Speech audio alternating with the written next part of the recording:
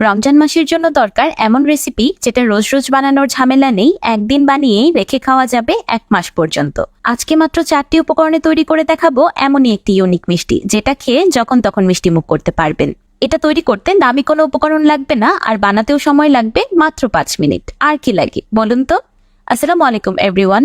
মিষ্টিটি তৈরি করার জন্য আমি প্রথমেই নিয়ে নিয়েছি 1 প্যাকেট ভার্মিসেলি সেমাই। এবার একটি বেলুনের সাহায্যে আমি সেমাইগুলোকে ভেঙে নিব।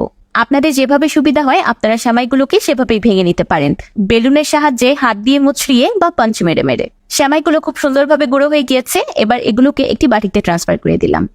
দেখতেই পাচ্ছেন আমি সেমাইগুলোকে কত ছোট ছোট করে ভেঙে নিয়েছি। এবার এটাকে সাইডে রেখে দিচ্ছি। এখন একটি বড় সাইজের গাজর গ্রেটারের ছোট ছিদ্র দিয়ে গ্রেট করে নিব। সম্পূর্ণ গাজর গ্রেট করা হয়ে গিয়েছে। এবার হাতের সাহায্যে চেপে চেপে গাজরের রসটাকে ফেলে দিব। গাজরের রসগুলো এভাবে চেপে ফেলে দিলে পরবর্তীতে রান্নাটা খুবই বেশি সহজ হয়ে যাবে।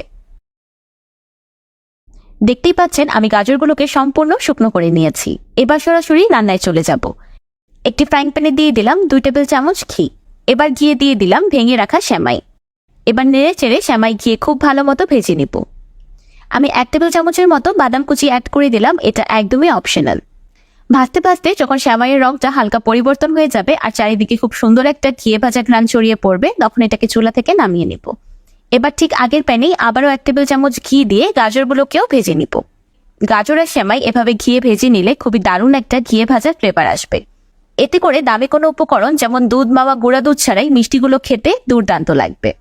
গাজরগুলো খুব সুন্দরভাবে ভাজা হয়ে গিয়েছে। এবার এগুলোকেও আলাদা করে তুলে রাখছি। এবার প্যানে দিয়ে দিলাম 1.5 কাপ চিনি আর 1 কাপ পানি। এবার চিনি আর পানি একসাথে খুব ভালোভাবে মিক্স করে রান্না করতে থাকবো একতারে শিরা তৈরি হয়ে যাওয়া পর্যন্ত। যেহেতু শিরাতে চিনির পরিমাণ পানির থেকে বেশি ব্যবহার করা হয়েছে, তাই একতারে শিরা হতে বেশি সময় লাগবে না, 3-4 মিনিটের মধ্যেই তৈরি হয়ে যাবে। যখন এমন একটা একতারে শিরা তৈরি হয়ে যাবে তখন দিয়ে দিব আগে থেকে ভেজে রাখা সেমাই আর গাজর। এই সময় চুলার ফ্লেমটাকে মিডিয়াম করে দিতে হবে। এবার সবকিছু একসাথে খুব ভালোভাবে মিক্স করে রান্না করতে থাকবো সেমাইগুলো সম্পূর্ণ সিদ্ধ হয়ে পানিটা শুকিয়ে আসা পর্যন্ত। এই ভার্মিসেলি সেমাইগুলো সিদ্ধ হতে বেশি সময় লাগে না, 3-4 মিনিটের মধ্যেই সিদ্ধ হয়ে যাবে। দেখতেই পাচ্ছেন পানিটা অলমোস্ট শুকিয়ে গিয়ে একটা আঠালো টেক্সচার চলে এসেছে। এবার এটাকে চুলা থেকে নামিয়ে নিব। মিষ্টিটাকে সেট করার জন্য আমি একটি পিঠা প্যান নিয়ে নিয়েছি। পিঠা প্যানটাকে অল্প একটু ঘি দিয়ে গ্রিস করে নিলাম।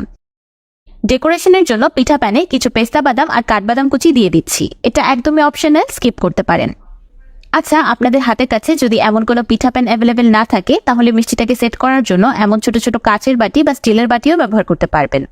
আর যদি এগুলোর মধ্যে কোনোটি হাতের কাছে না পান তাহলে বড় যে কোনো মোল্ডে সেট করে পরবর্তীতে বরফি আকারেও কেটে নেওয়া যাবে।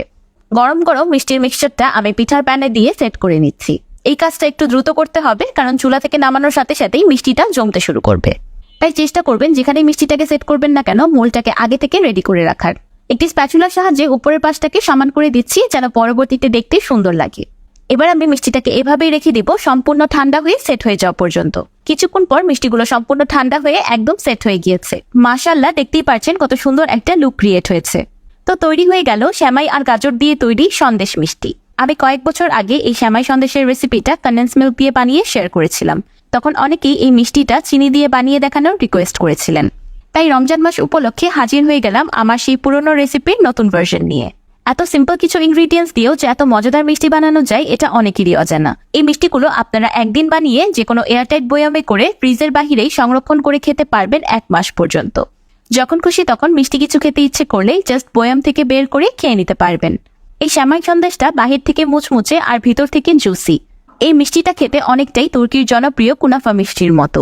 আমার আজকের এই সেমাই গাজরের সন্দেশ রেসিপিটি আপনাদের কাছে কেমন লাগলো আমাকে অবশ্যই কমেন্ট করে জানাবেন। ভিডিওটি ভালো লাগলে একটি লাইক দিবেন আর আমার চ্যানেল সাবস্ক্রাইব করে আমার চ্যানেলের পাশেই থাকবেন। আল্লাহ হাফেজ।